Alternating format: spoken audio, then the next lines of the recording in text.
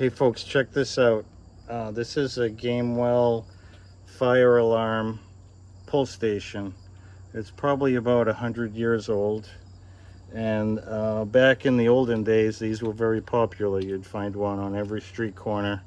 In case there was an emergency, you would pull that lever and the fire department would get a signal to come out and see what's going on and hopefully put out a fire or save someone from some sort of tragedy.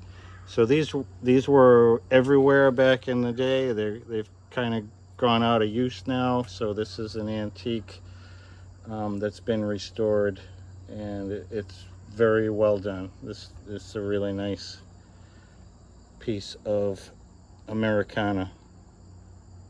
Thank you for watching. Please like and subscribe.